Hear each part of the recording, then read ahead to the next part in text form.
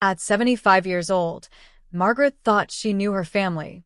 She trusted her son completely, never questioning why her health was getting worse or why she felt so confused lately. But sometimes, when you least expect it, you overhear something that changes everything. What Margaret discovered on her birthday would shock you to your core. If you want to know how an elderly woman turned the tables on those who betrayed her most, stay with me. And don't forget to subscribe to my channel. You won't want to miss what happens next.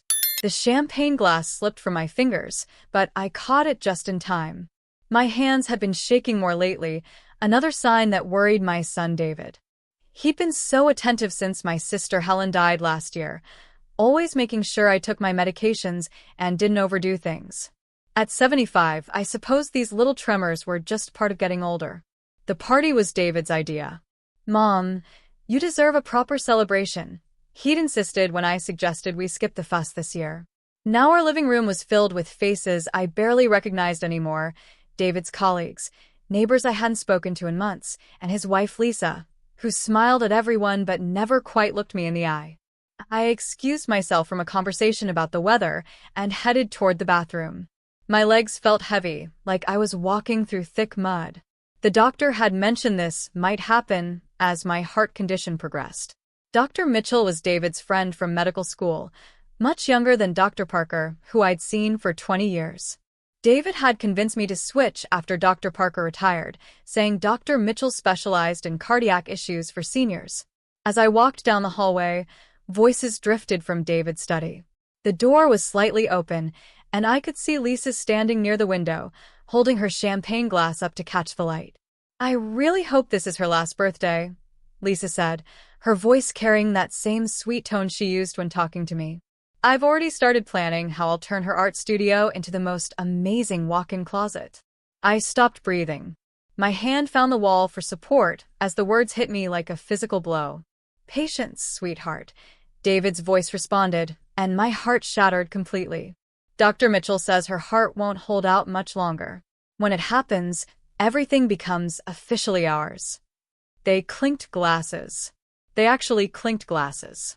I pressed my back against the wall, my mind reeling.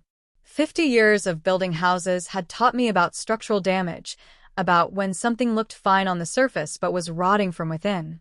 I straightened my shoulders, put on the calm expression I'd perfected in countless business meetings, and walked back to my guests.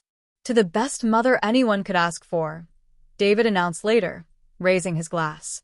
The same son who used to build sandcastles with me, who I'd supported through architecture school, who had always seemed frustrated that people knew him as Margaret Chen's son, instead of recognizing his own achievements.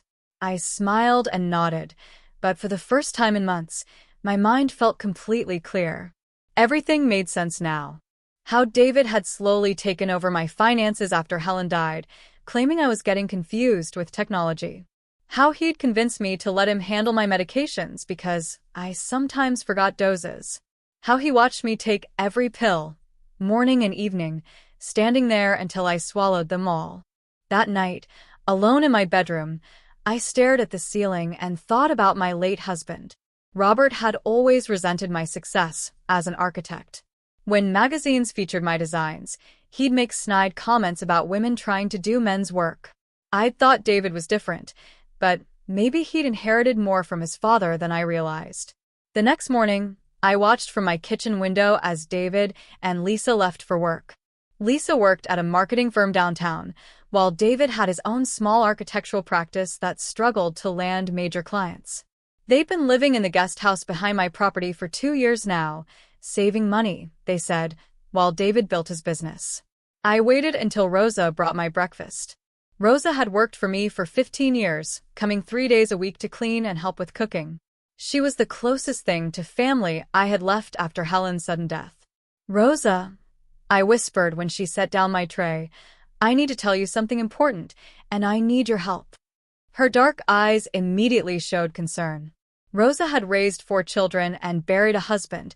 She understood trouble when she saw it. I explained what I'd overheard, watching her face change from confusion to anger to determination. "Mrs. Chun," she said quietly, "I've been worried about you for months. Your medications keep changing, and you've been getting so weak. I wanted to say something, but I didn't know how. Have you noticed anything else? I asked. Rosa nodded slowly. Mr. David comes by, sometimes when you're napping. He goes through your papers, your mail. And Mrs. Lisa, she's been measuring rooms, taking pictures. I thought maybe they were planning to help you redecorate. My stomach turned. They'd been planning this for months, maybe longer. After Rosa left, I sat in my art studio, the room Lisa wanted to turn into a closet, and picked up my phone. My fingers trembled as I dialed a number I hadn't called in 15 years. Thomas. My voice cracked. It's Margaret. The silence stretched across the phone line. Thomas Rivera had been my business partner for 10 years before we'd become something more. Our relationship had ended when I chose to focus on my family instead of pursuing the innovative housing development we'd dreamed up together. Margaret. His voice was deeper now, weathered by time. This is unexpected. I need your help, I said simply. And I think you'll want to hear about the Riverside Community Project. I could almost hear him straightening in his chair. The Riverside Project had been our shared vision, affordable, sustainable housing that would revolutionize how working families lived. We'd spent countless late nights designing it, dreaming about changing the world one building at a time. I'm listening, Thomas said. For the first time since finding my sister dead in her apartment 3 years ago, I felt hope stirring in my chest. Not just anger or hurt, but actual purpose. 3 days later, I was sitting in Dr. Parker's new office across town. Rosa had driven me there while David thought I was at physical therapy. Dr. Parker had aged since I'd last seen him, his hair completely white now, but his eyes were as sharp as ever. Margaret, you look terrible, he said after examining me. When did you last feel truly well? I thought about it. Maybe 6 months ago? David says it's my heart condition getting worse. Dr. Parker frowned. What heart condition? Your heart was fine at your last checkup with me 2 years ago. Strong as someone 20 years younger. My hands clenched in my lap. Dr. Mitchell says I have severe cardiac disease. That's why I need all these medications. Let me see them. I pulled out the 7 different pill bottles David had organized for me. Dr. Parker studied each label, his frown deepening. Margaret, these medications, this combination would make anyone feel confused and weak. Some of these drugs shouldn't be taken together at all. And this dosage, he pointed to one bottle. This is 3 times what anyone your age should take. The room seemed to spin slightly. Are you saying? I'm saying someone is poisoning you. Slowly, systematically. If you keep taking these medications, you'll be dead within 6 months. I drove home with Rosa in complete silence, my mind racing. The medication poisoning explained everything. The confusion, the weakness, the tremors. David had been killing me slowly while playing the devoted son. That evening, David brought my pills as usual, that concerned expression on his face that I now recognized as completely fake. Here you go, Mom. Dr. Mitchell says it's important you take these at exactly the same time every day. I took the pills and the glass of water, put them in my mouth, and pretended to swallow while secretly holding them under my tongue. Thank you, sweetheart. He watched me carefully, then smiled. You seem a bit brighter today. That's good to see. After he left, I spit the pills into a tissue and examined them under my desk lamp. Tomorrow, I would start building the case that would prove my son was trying to murder me. But tonight, I allowed myself to feel the full weight of the betrayal. The son I'd raised, loved, and supported had decided my death was worth more than my life. I thought about Helen, dying alone in her apartment. Had someone been poisoning her too? The thought made me sick, but it also made me angry. Good. I would need that anger for what came next. Outside my window, I could see lights on in the guest house where David and Lisa lived. They were probably planning how to spend my money, how to redecorate my home, how to live their lives once I was gone. They had no idea that their 75-year-old victim had just become their worst nightmare. The next morning, I woke up feeling clearer than I had in months. Not taking those pills for just one night had already made a difference. I could think more sharply, and the constant fog that had been clouding my mind was starting to lift. I had to be careful, though. David would notice if I suddenly seemed too much better. So when he brought my morning medications, I continued the charade, pretending to swallow while hiding the pills under my tongue. "How are you feeling today, Mom?" he asked, studying my face with what I used to think was love, but now recognized as clinical observation. I let my hand tremble slightly as I reached for my coffee cup. "A bit dizzy still. Maybe I should rest more today." He nodded, satisfied. "That's probably best. I'll check on you later." After he left for work, I called Thomas. We talked twice more since that first conversation, and he'd agreed to meet me today.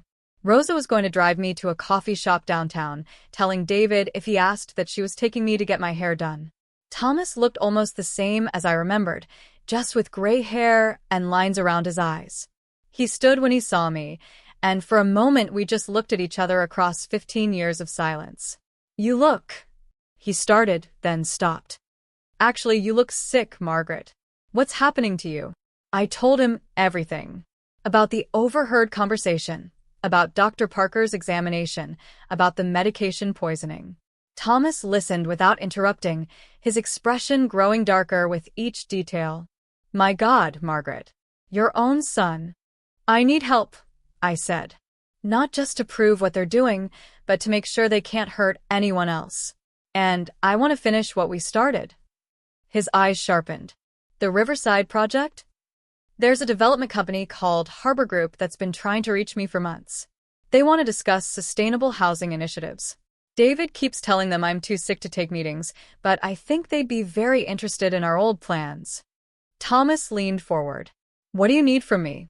"A place to recover where they can't watch me. Help gathering evidence. And most importantly, I need you to contact Detective Sarah Kim. She specializes in financial crimes against seniors." We spent the next hour planning. Thomas had kept our original Riverside Project designs all these years, stored in his home office. The plans were still revolutionary: affordable housing that used renewable energy and created community spaces where neighbors actually knew each other. 3 days later, I was secretly meeting with Detective Kim in a small office above a bakery. Thomas had arranged everything. Detective Kim was younger than I'd expected, maybe 40, with sharp eyes and a no-nonsense attitude. "Mrs. Chun, what you're describing is very serious," she said after I explained the situation. "We'll need substantial evidence to build a case." "What kind of evidence?"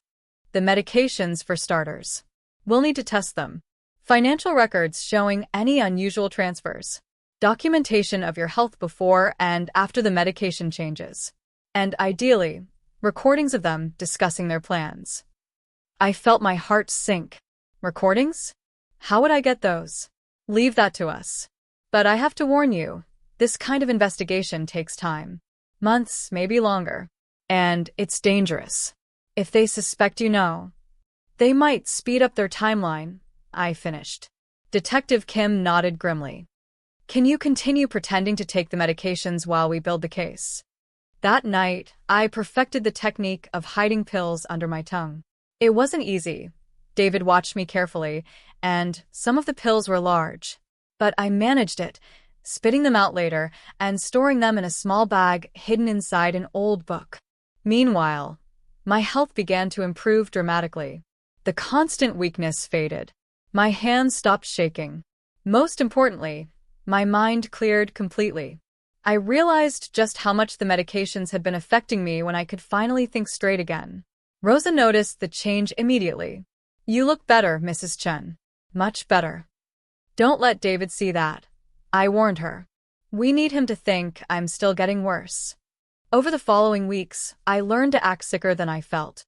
I practiced making my hands shake when David was around. I pretended to be confused about simple things. It was exhausting, but it was working. Detective Kim had installed tiny recording devices throughout my house while David and Lisa were at work. The devices were virtually invisible, hidden in light fixtures and behind picture frames. Now we just had to wait for them to say something incriminating. We didn't have to wait long. 2 weeks after the devices were installed, I was in my bedroom when I heard David and Lisa talking in the kitchen. Thanks to the hidden microphones, every word was being recorded. "She's declining faster than we expected," David was saying. Dr. Mitchell thinks maybe 2 months at most. Good, Lisa replied. I'm tired of pretending to care about her little art projects. Did you see how much space her studio takes up? I could fit 3 walk-in closets in there. Just be patient a little longer, David said. Once she's gone, we won't have to pretend anymore. My blood ran cold. 2 months. They were planning to kill me within 2 months. I called Detective Kim immediately. They just gave us a timeline, I whispered into the phone. 2 months. That's actually helpful, she said. It proves intent and planning. But, Margaret, we need to move faster now. Are you ready to take some bigger risks? The next phase of our plan was more dangerous. Detective Kim wanted me to start asking questions about my will, my finances, anything that might make David reveal more of his plans. That evening at dinner, I brought up the subject carefully. David, I've been thinking about my will lately. Maybe I should update it. I watched his eyes light up, though he tried to hide it. That's probably smart, Mom. Just to make sure everything's in order. I was thinking of leaving some money to the Art Institute for scholarships, I said, watching his reaction. His jaw tightened almost imperceptibly. Well, we should discuss that. I mean, family should come first, don't you think? Lisa jumped in. Of course, Margaret. You'll want to make sure David is taken care of. He's been so devoted to you. Over the next few days, I continued these conversations, each one recorded by Detective Kim's devices. David became increasingly anxious about my potential donations to charity. In one conversation, I heard him on the phone with someone, probably Dr. Mitchell, discussing adjusting my treatment. That's when I knew they were planning to speed things up. I was running out of time, but so were they. Detective Kim had enough evidence to start building a case, but she wanted something more concrete, either a clear confession or evidence of them actually tampering with my medications. Then Rosa provided the breakthrough we needed. Mrs. Chun, she said one morning after David left, I saw something yesterday. Mr. David was in your bathroom, doing something with your pill bottles. He didn't see me, but he had them all open on the counter and was switching pills between bottles. My heart pounded. Are you sure? Very sure. He was being very careful, but I saw him clearly. This was it. David wasn't just giving me the wrong medications. He was actively tampering with them, probably increasing dosages or adding new drugs. I called Detective Kim immediately. We need to test my current medications again. I think he's escalating. The new tests confirmed our worst fears. The medications now contain drugs that would cause heart failure within weeks, maybe days. David had decided to move up his timeline. We have enough evidence to arrest him now, Detective Kim told me. But if you want to catch him in the act, to really seal the case, we need to set a trap. I thought about my sister Helen, dying alone. I thought about other elderly people who might be victims of Dr. Mitchell, or people like David and Lisa. A quick arrest might not be enough to stop them permanently. What kind of trap? I asked. Detective Kim smiled grimly. We let them think their plan is working perfectly. Then we catch them celebrating your supposed death. The plan was risky and required perfect timing. I would have to pretend to have a medical emergency, serious enough that David would think his accelerated poisoning was working. Detective Kim would have officers standing by, and we'd record David and Lisa's reaction when they thought I was dying. But first, I had one more call to make. Thomas, I said when he answered, remember how we always said we wanted to change the world? Of course. Well, I think we're about to get our chance. Harbor Group wants to meet next week about the Riverside project. They're offering $50 million to develop the first phase. For the first time in months, I felt genuinely excited about something. Not just about stopping David and Lisa, but about building something positive from this nightmare. Are you sure you're up for this? Thomas asked. With everything that's happening?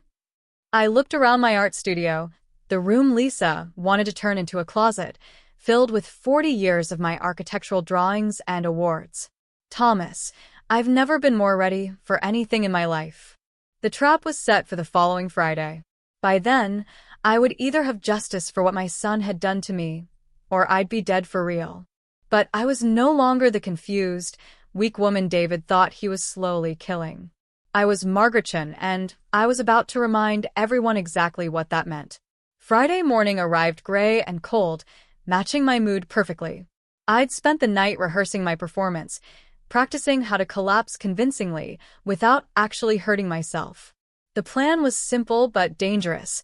I would pretend to have a severe reaction to the medications during breakfast, making David believe his accelerated poisoning was finally working. Detective Kim had positioned undercover officers around my property. One was disguised as a utility worker checking power lines across the street. Another sat in an unmarked van 2 blocks away.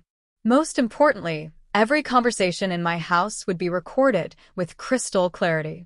I dressed carefully that morning, comfortable clothes that would look realistic for a medical emergency, but nice enough that I'd feel confident for what came after. My hands were steady as I brushed my hair. No more trembling from medications I wasn't actually taking. David arrived with my morning pills exactly at 8 o'clock, just as he had every day for months. But today, the pill container held different medications, harmless vitamins that Dr. Parker had provided. Detective Kim had switched them during the night while David and Lisa slept. "Good morning, Mom," David said, setting the pills and water glass beside my breakfast plate. "You look tired today." I let my shoulders slump slightly. "I didn't sleep well. My chest feels tight." His eyes sharpened with interest, though he tried to hide it behind fake concern. "Maybe we should call Dr. Mitchell." No. "I'm sure it's nothing." I picked up the first pill, which was actually just vitamin C, and put it in my mouth. These medications make me feel so strange sometimes. I took the second pill, then the third. David watched every movement, clearly pleased that I was taking what he believed were the drugs that would kill me. On the fourth pill, I began my performance. I let the pill fall from my shaking fingers. I feel dizzy." "Mom, are you okay?" I gripped the edge of the table, making my breathing shallow and rapid. "Something's wrong. I can't catch my breath." David's eyes lit up for just a moment before concern took over his expression. But I'd seen it, that flash of excitement when he thought his plan was finally working. "I'm calling an ambulance," he said, but I caught his arm. "No hospitals. Please.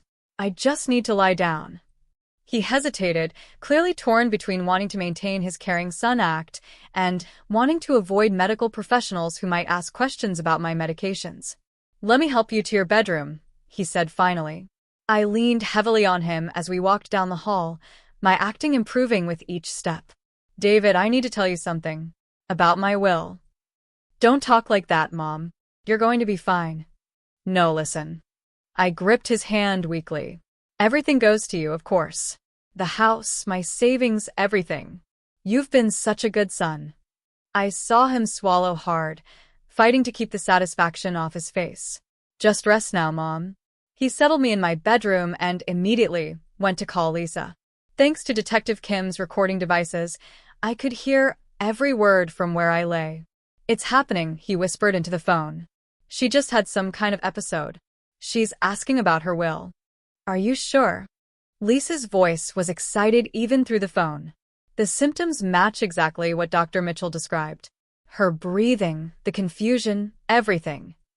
"Should we call him?" "Not yet. Let's see how she is in a few hours. If this is it, we don't want any official medical attention until she's gone," Lisa finished. I closed my eyes, feeling sick despite knowing this was all performance. My own son was sitting by my bedside, waiting for me to die. An hour later, Lisa arrived. I heard her car in the driveway, then whispered conversations in the kitchen. They thought I was unconscious, but I was listening to every word through the recording system. "She looks terrible," Lisa said after peeking into my bedroom. "How long do you think?" Dr. Mitchell said, "Maybe hours once the final stage starts. Her heart just can't handle the medication combination anymore." "Have you thought about what we'll tell people?" "Sudden heart failure. Very common at her age, especially with her condition. Dr. Mitchell will handle the death certificate." Lisa laughed softly. "I can't believe we pulled this off. No one suspects anything." "We've been careful," David agreed. "Patient. And now it's finally paying off." They spent the next 2 hours making plans. Lisa called her sister to cancel weekend plans. David contacted his office to clear his schedule for the next week. Family emergency, he told his assistant. Most damning of all, they began discussing immediate changes to the house. The first thing I want to do is gut that art studio, Lisa said. All those dusty drawings and awards, straight to the trash. We should probably wait a few weeks, David cautioned. For appearances. Fine, but I'm measuring the space tomorrow. I've already picked out the closet systems I want. They were so confident, so callous, that I almost broke character to confront them immediately. But Detective Kim had warned me, we needed everything on record, every detail of their plan. Around noon, I began the next phase of my performance. I called out weakly for David. Mom. He rushed to my bedside, Lisa right behind him. I feel different, I whispered, scared. It's okay, Mom. I'm here. The papers in my desk. The will. Make sure. I let my voice trail off. David squeezed my hand. Don't worry about that now. But I saw him exchange a look with Lisa. They were already thinking about probate, about how quickly they could access my accounts. David, I whispered, call Thomas Rivera. Tell him the Riverside project dies with me. This was the bait Detective Kim and I had planned. David knew Thomas was my former business partner, but he had no idea about the Harbor Group meeting or the $50 million development deal. Thomas Rivera? David frowned. Mom, why would you want me to call him? Old business. Loose ends. I closed my eyes as if the effort of talking was exhausting.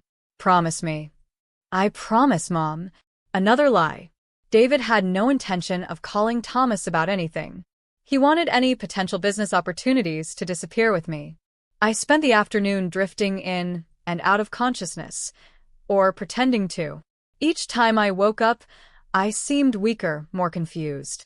David and Lisa took turns sitting with me, but I could hear them whispering about funeral arrangements, about which of my possessions they wanted to keep.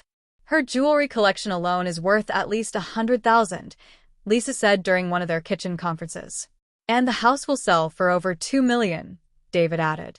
Maybe more if we renovate first. What about her architectural awards? Some of those might be valuable. Doubtful. But we'll have someone appraise everything. By late afternoon, they were convinced I was dying. Dr. Mitchell arrived around 5 o'clock, making a house call that would never appear in any official records.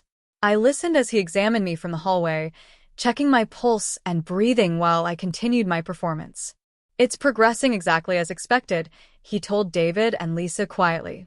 The medication combination is very effective. Her heart rate is irregular, breathing is shallow. I'd estimate perhaps a few more hours. And the death certificate? David asked. Natural causes. Heart failure secondary to age-related cardiac disease. Very straightforward. They were so confident in their plan, so certain that no one would question the death of a 75-year-old woman with a documented heart condition. Dr. Mitchell left after giving David emergency contact numbers, which I suspected were fake. As evening approached, David and Lisa became increasingly excited. They ordered Chinese food for dinner, celebrating what they thought was their impending inheritance. To patience finally paying off, I heard Lisa toast in the kitchen. And to no more pretending to care about her boring architecture stories, David replied. That's when Detective Kim made her move. At exactly 7 o'clock, my doorbell rang. David answered it, expecting perhaps a neighbor checking on me. Mr. David Chen?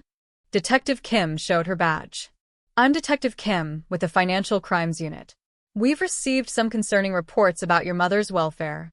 I heard David's sharp intake of breath. What kind of reports? May I come in? I'd like to speak with Mrs. Chen. She's very ill right now, having some kind of medical episode. That's interesting, Detective Kim said, stepping into my house whether David wanted her to or not. Because we have evidence suggesting her illness might not be natural. That's when I heard Lisa's panicked voice from the kitchen. David, there are police cars outside. The jig was up. I sat up in bed, no longer weak or confused, and walked steadily to the living room where David stood frozen beside Detective Kim. Lisa was backing toward the sliding door that led to the patio, but two officers were already positioned there. "Hello, David," I said clearly, my voice strong and steady. "Surprised to see me feeling better?" His face went completely white. "Mom, I don't understand. you were dying." "No, I was acting. But you were definitely trying to kill me." Detective Kim stepped forward with handcuffs. "David Chen, you're under arrest for attempted murder, elder abuse, and financial fraud." "This is insane," David shouted as the handcuffs clicked shut. "My mother is confused. She has dementia." "Actually," I said, pulling out my phone, "I have perfect mental clarity. And I have recordings of everything you've said today." I played back his conversation with Lisa from that morning, their celebration, their plans to throw away my life's work. David's face crumpled as he heard his own words condemning him. Lisa was already in handcuffs, crying and claiming she'd been manipulated by David. "I never wanted to hurt anyone," she sobbed. "David made me do it." "The recordings suggest otherwise," Detective Kim said dryly. As they were led away, David turned back to me one last time. "You'll never prove anything in court. Dr. Mitchell will say you're delusional." I smiled sadly. "David, Dr. Mitchell was arrested an hour ago. He's already confessing to everything, hoping for a lighter sentence." The look of complete defeat on my son's face should have given me satisfaction. Instead, I just felt empty. This stranger in handcuffs wasn't the little boy I'd raised, the young man I'd put through school, the son I'd loved unconditionally. But he also wasn't innocent. And now, finally, there would be consequences. As the police cars pulled away with David and Lisa inside, I stood in my doorway with Detective Kim and Thomas, who had arrived just in time to see the arrests. "Are you okay?" Thomas asked gently. I looked back at my house, my home that Lisa would never turn into her personal shopping mall, my studio that would never become a closet, my life's work that would never be thrown away. "I'm better than okay," I said. "I'm free." 6 months after the arrests, I stood in the conference room of Harbor Group's downtown office, watching their executives study the Riverside project plans that Thomas and I had finally brought to life. The morning sun streamed through floor-to-ceiling windows, illuminating architectural drawings that had waited 15 years to see daylight. "This is remarkable work," said Janet Morrison, Harbor Group's development director. "The community integration aspects alone would revolutionize affordable housing in this city." I smiled, feeling more energized than I had in years. The medication poisoning had left some lasting effects. My right hand still trembled occasionally, and I tired more easily than before, but my mind was sharper than ever. Thomas and I always believed that housing should build communities, not just provide shelter. Thomas nodded from across the table. "The green spaces aren't just decorative. They're designed to encourage neighbors to interact, children to play safely, elderly residents to feel connected rather than isolated." "And the financial projections?" asked Robert Hayes, the company's chief financial officer. I opened my tablet, grateful that I'd finally mastered the technology David had claimed I was too confused to understand. Construction costs are 20% below traditional developments because of the modular design. Energy costs for residents will be 40% lower than comparable housing. Most importantly, property values in surrounding areas increase an average of 15% when these communities are built. The meeting lasted 3 hours. By the end, Harbor Group had committed to funding the entire first phase, 250 affordable housing units with integrated community spaces, renewable energy systems, and support services for elderly residents. As we walked back to Thomas's car, I felt lighter than I had in years. "Can you believe we're actually doing this?" "Honestly?" No. Thomas laughed. 15 years ago, everyone said we were too idealistic. Now suddenly we're visionaries. The criminal case against David, Lisa, and Dr. Mitchell had concluded 2 months earlier. David received 12 years for attempted murder and elder abuse. Lisa got 5 years for conspiracy and fraud. Dr. Mitchell, whose cooperation had helped uncover 2 other suspicious deaths, received 8 years and lost his medical license permanently. I'd attended David's sentencing, sitting in the back of the courtroom as my son tried to convince the judge that he'd only been trying to help me. Even then, even facing prison, he couldn't admit what he'd really done. "Your Honor," he'd said, "my mother has always been a difficult woman. Demanding, controlling. I was just trying to manage her medical care." The judge had looked at him with disgust. "Mr. Chin, you systematically poisoned your elderly mother for financial gain. The recordings make your motivations crystal clear. This court sentences you to 12 years in state prison." I hadn't felt satisfaction watching him led away in shackles. Just sadness for the son I'd thought I knew. The investigation had revealed the full scope of their plan. David and Lisa had stolen over $3 million from my accounts over 18 months. Dr. Mitchell had been running a similar scheme with at least 4 other elderly patients, prescribing medication combinations that would cause gradual decline and eventual death. Thanks to the evidence we'd gathered, prosecutors were now reviewing dozens of suspicious deaths involving Dr. Mitchell's patients. 3 families had already filed wrongful death lawsuits. But today wasn't about the past. Today was about building something new. I'd used the recovered money to establish the Chin Foundation for Senior Safety, providing resources for elderly people to report suspected abuse and get independent medical evaluations. Rosa had become the foundation's first director, her experience helping me escape David's control, making her perfect for helping other seniors in similar situations. "Mrs. Chun," she'd said when I offered her the position, "you saved my family once by helping with my daughter's college. Now, let me help save other families." The foundation had already helped 12 elderly people discover they were being financially exploited or medically abused. Each success felt like justice, not just for me, but for every senior citizen who'd trusted the wrong person.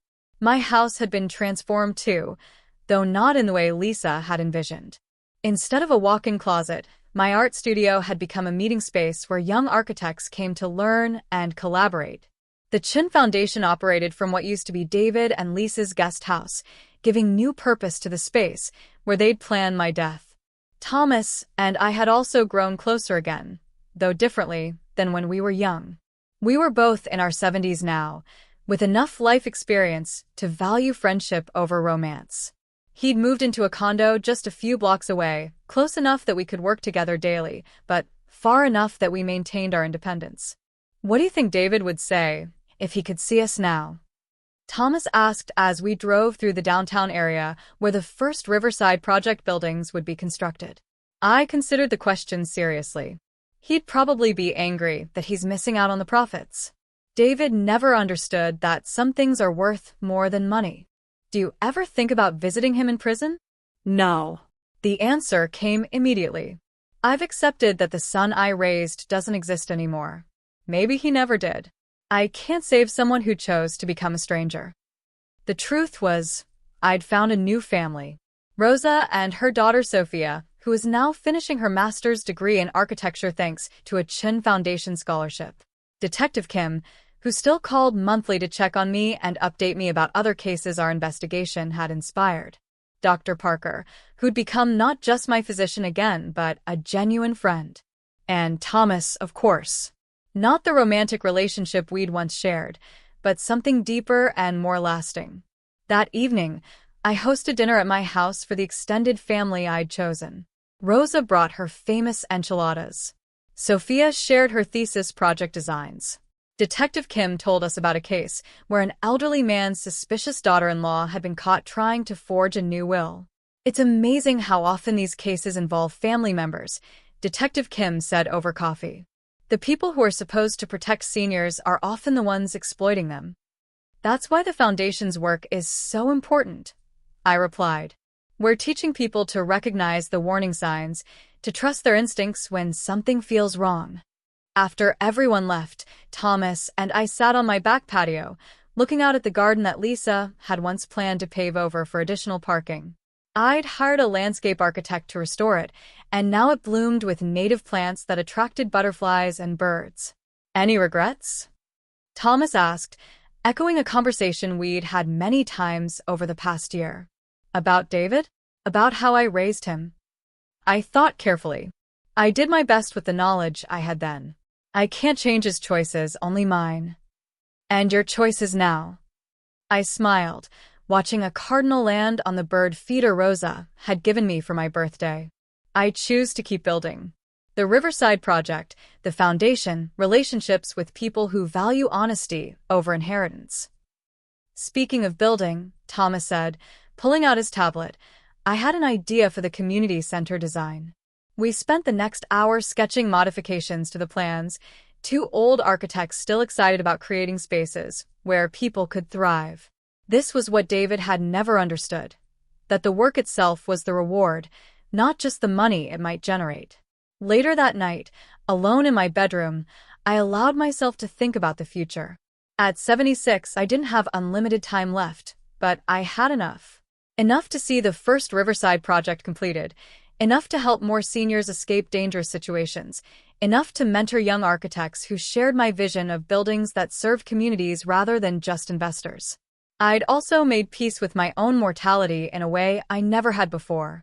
David's attempt to kill me had paradoxically freed me from the fear of death. I'd stared down my own ending and chosen to keep living, really living, instead of just existing. My will was now ironclad, drafted by the best estate attorney in the city. The Chin Foundation would inherit my assets, ensuring the work would continue long after I was gone. David would receive nothing, but I'd left detailed letters explaining my decision, not out of cruelty, but hoping that someday, in prison, he might finally understand the magnitude of what he destroyed. 2 months later, I stood at the groundbreaking ceremony for the first Riverside Project building. The mayor was there, along with dozens of future residents who'd been involved in the design process from the beginning. Harper Group had insisted on community input for every aspect of the development, making the residents true partners rather than just customers. This project represents something new, I said into the microphone, looking out at faces both familiar and new. Not just new buildings, but a new way of thinking about how we live together, how we care for each other across generations. A reporter raised her hand. Mrs. Chun, how has your personal experience with elder abuse influenced this project? I'd expected the question, but still paused to consider my answer.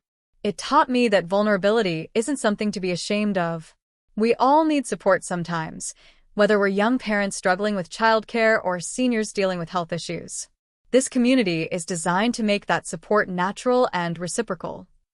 And what message do you have for other seniors who might be experiencing abuse? Trust your instincts. If something feels wrong, it probably is. Reach out for help, to the Chin Foundation, to local authorities, to trusted friends. You deserve better, and help is available. After the ceremony, Thomas and I walked through the construction site, imagining how it would look when completed. The community center would have spaces for everything from childcare to senior activities. The housing units included accessible features for aging residents, but were designed to look modern and dignified, not institutional. Your sister would have loved this, Thomas said quietly. I nodded, thinking about Helen, who died alone in her apartment while I was being slowly poisoned in my own home. She would have. And she would have been proud that something good came from something so terrible. As the sun set over the construction site, I felt a deep sense of completion. Not the completion of death that David had planned for me, but the completion of purpose. I'd taken the worst betrayal imaginable and transformed it into something that would help others for generations.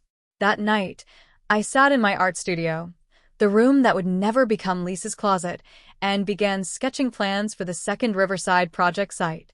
Harper Group had already identified 3 more potential locations, and Thomas and I were refining designs that could be adapted for different communities. At 76, I was busier and more fulfilled than I'd been in decades. The tremor in my hand occasionally made drawing difficult, but I'd learned to work around it, just as I'd worked around every other challenge life had thrown at me. I thought about David sometimes, wondered if prison had given him time to reflect on his choices. But mostly, I focused forward, on the buildings we'd create, the communities we'd foster, the vulnerable people we'd protect. The cardinal returned to my bird feeder as I worked, its bright red feathers brilliant against the evening sky.